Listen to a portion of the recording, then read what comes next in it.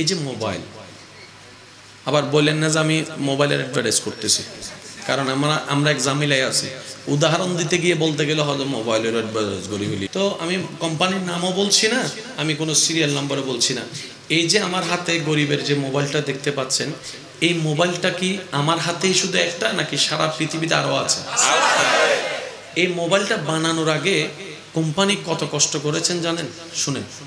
প্রত্যেক 6 মাস 7 মাস 1 বছর অন্তর অন্তর কিছু কিছু মোবাইলের নতুন নতুন ব্র্যান্ড আসে।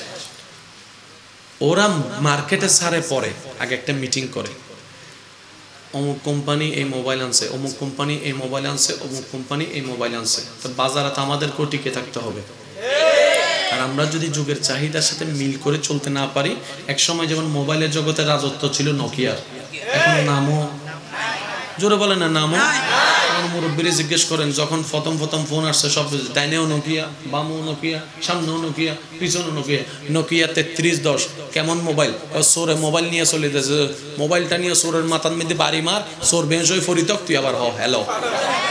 মানে এমন মজবুত জিনিসটা বোঝানোর জন্য। তার রাজত্ব নোকিয়ার ছিল, হয়তো বাংলাদেশে সেই রাজত্বটা হারিয়ে ফেলেছে, যুগের সাথে সময়ের সাথে চাহিদার সাথে তাল মিলাই চলতে পারে নাই বলে।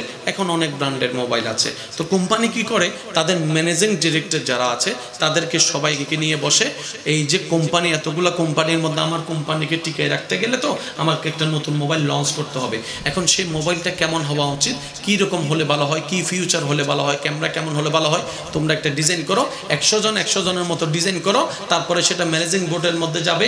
100 জনেরটা যার মধ্যে পছন্দ হবে তারটাই আমরা ডিজাইন করব, তারটাই আমরা প্রসেসিং করব। অনেক লম্বা প্রসেসিং করে তারপর একটা মোবাইল মার্কেটে আসে। 100 জনের মতো স্টাইল করলো, কেউ ক্যামেরা এদিকে দিল, কেউ ক্যামেরা ওদিকে দিল, কেউ কালার এটা দিল, কেউ কালার ওটা, যার যার মতো করে সে। এখন সবার একটা জিনিস মাথায় রাখতে হবে, আমার ডিজাইনটা যেন আগের কোনো ডিজাইনের সাথে না মিলে। কারণ আগের ডিজাইনের সাথে মিলে গেলে মানুষ বলবে যে এটা নিয়ে লাভ কি, এটা তো পুরান, এটা নিয়ে তো কোনো লাভ। যেমন ইদানিং কথা চলতেছে 14 Pro Max আর 15 Pro Max নিয়ে একটা কথা চলতেছে। আহামরি তেমন পার্থক্য না, শুধু জুমের ক্ষেত্রে 14 এর মধ্যে 3 পর্যন্ত আর 15 এর মধ্যে 5 পর্যন্ত।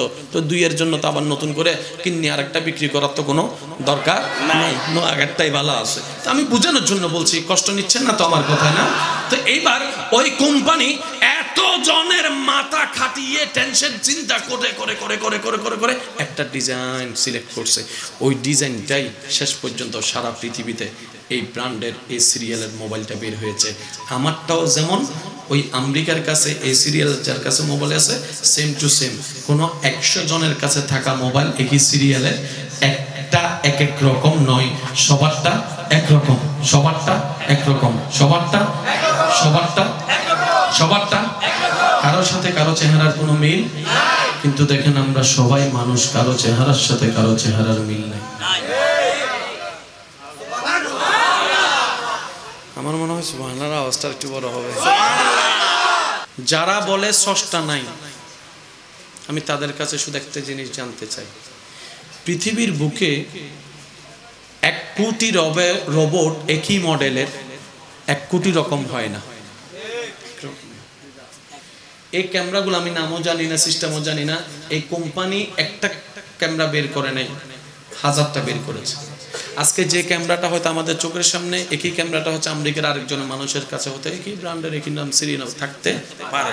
আজকে শুধু আপনি আমার দিকে তাকান, এই স্টেজে যারা আছে তাদের দিকে তাকান, স্টেজে যারা আছে আমরা আপনাদের দিকে তাকাই, দেখেন একটা চেহারা কারোর সাথে কারো মিল নাই। এবার যদি প্রশ্ন হয় ভিন্ন ভিন্ন মায়ের সন্তান বলে, আমি শ্রদ্ধার সাথে বলি, তাহলে এক মায়ের সন্তানগুলোকে দেখেন না, এক মায়ের সন্তানগুলোকে দেখেন, এক বাবার সন্তানগুলো দেখেন। বড়টার চেহারা একরকম, মেজোটার চেহারা একরকম, ছোটটার চেহারা একরকম। বলে যে না, যেহেতু সময়ে সময়ে এক এক সালে হয়েছে তাই হতে পারে। এবার আমি বলি, যারা টুইন বেবি আছে তাদেরকেও কিন্তু কেউ না চিনলো মা কিন্তু চিনতে পারে কোনটা বড় কোনটা ছোট, নাম আলাদা মা চিনতে পারে। কিভাবে? মা বলে যে যদিও তোদের চোখে এক, কিন্তু আলাদা কিছু আছে। এবার বাদনায় পড়ে গেল বিশ্ব, এত ডিজাইনের চেহারা হয়তো হয় কিভাবে? রব বলে যেটা কারো পক্ষে সম্ভব নয়, ইন্নাল্লাহ আলা কুল্লি শাইইন কাদির, এটা আমি রবের পক্ষে সম্ভব। আল্লাহু আকবার।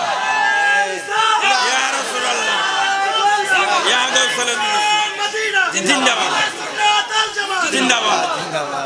আমি বেশি কষ্ট দিয়ে দিচ্ছি মনে আপনাদেরকে না? আসুন আজকে আমরা কিছু বোঝার চেষ্টা করি। তবে মোবাইল রেখে দিলে মনোযোগ ভালো আসবে আপনাদের। কারণ হয় কি, মোবাইল সামনে থাকলে আপনাদের মনোযোগ ওদিকে চলে যায়। জি জি। হ্যাঁ, কারণ এই জিনিসটা হয়তো আপনারা ওই মিডিয়ার মাধ্যমে কালকেও শুনতে পাবেন, কিন্তু কালকে শোনার আজকে শোনার মধ্যে কিছু বেশ কম আছে। কালকেরটা হয়তো কানে লাগবে, আজকেরটা দিলে লাগবে যদি আপনি চান। আর পরিবর্তন হওয়ার জন্য কানের দরকার নাই, দিলের দরকার আছে। আমি সবাই অনুরোধ করব, যারা নিজেদের পরিবর্তন চান বলে মনে হয় তারা মনোকান দিয়ে শোনার চেষ্টা করবেন। আর যারা শুধু এমনি দেখতে এসেছেন দেখে যান, সমস্যা নাই। আল্লাহ এত দয়াবান, দেখলেও সওয়াব দেয়, শুনলেও সওয়াব দেয়, ঠিক না? আল্লাহ কাউকে বঞ্চিত করে না। যে রবের দরবারে আসে সে কিছু না কিছু পেয়ে যায়, ঠিক না? শব্দটার সাথে কম বেশি আমরা সবাই পরিচিত আছি।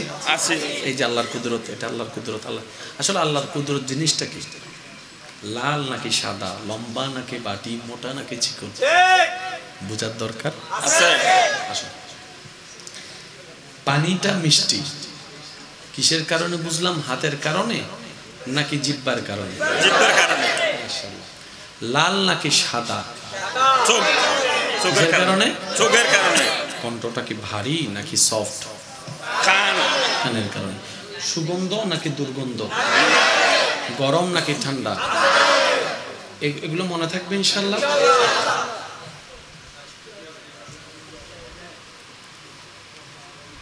কথা বলিয়েন না প্লিজ। এবার আমি বলবো, আপনারা শুধু গুনবেন। গন্ধ, সুগন্ধ নাকি দুর্গন্ধ? জিনিসটা বলেন না।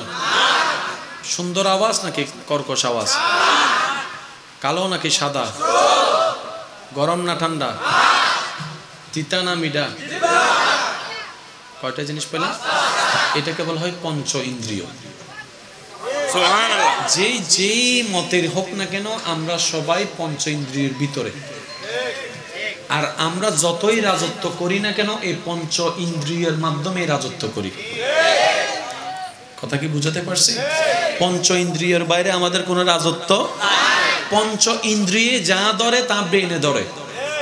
পঞ্চ ইন্দ্রিয়ে না ধরলে সেটা আমাদের ব্রেনও ধরে না। আমি গবেষণাকে সাইডে রেখে বলছি। এবার আসেন সবাই মিলে বলেন, আল্লাহর কুদরত সত্য নাকি মিথ্যা? সত্য। শুধু সত্য নয়, চির সত্য। চির সত্য, একদম আনডাউটেবল সত্য।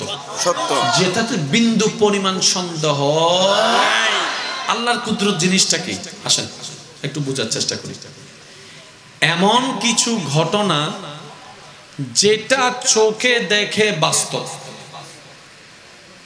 কিন্তু সেটা কিভাবে ঘটেছে চোখের কাছে কোনো উত্তর নাই, হাতের কাছে কোনো উত্তর নাই, নাকের কাছে কোনো উত্তর নাই, জিহ্বার কাছে কোনো উত্তর নাই, ব্রেইনের কাছে কোনো উত্তর নাই, কম্পিউটারের কাছে কোনো উত্তর নাই, কিন্তু ঘটনা বাস্তব, ঘটনা সত্য।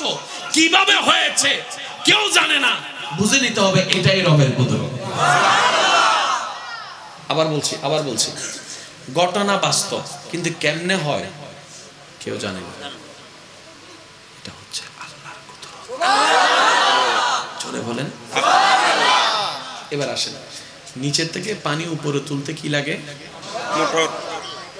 মোটরটা লাগাই দিছি, 5 নাই। এবার আমি মোটরও লাগাইলাম, 5ও লাগাইলাম, সে পানিটা ওইখান থেকে পড়ার জন্য একটা টাঙ্কির দরকার। এটা হচ্ছে আমাদের বিবেক, এটা হচ্ছে আমাদের ব্রেন, এটা হচ্ছে আমাদের কম্পিউটার, এটা হচ্ছে আমাদের নলেজ।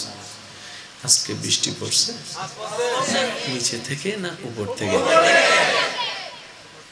কতক্ষণ পড়ছে বৃষ্টি? প্রায় ঘন্টা। 1 ঘন্টায়, আচ্ছা 2 ঘন্টা যদি ধরি, 2 ঘন্টায় কত লিটার পানি পড়ছে? তাহলে এত লিটার পানি রাখার জন্য কয়টা টাঙ্কি দরকার?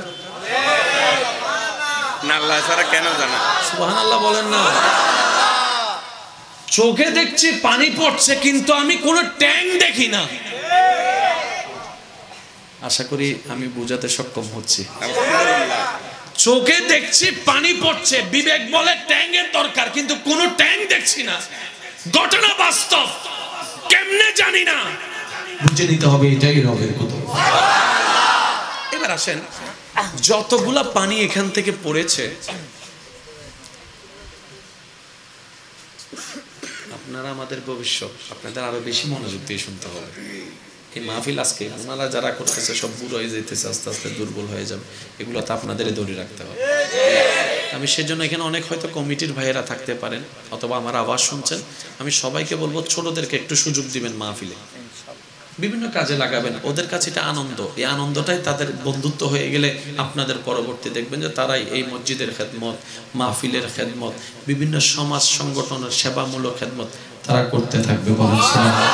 হাতে ধরে শিখাই দিলে মানুষ ভুলে না, আদেশ দিলে মানুষ ভুলে যায়, ঠিক না? কিন্তু হাতে ধরে যদি শিখাই দেয় এটা কিন্তু সহজে মানুষ ভুলে না। আমার সময় কিন্তু আর বেশিক্ষণ নাই, বিরক্ত হচ্ছেন আপনারা? বিরক্ত হচ্ছেন কোনো?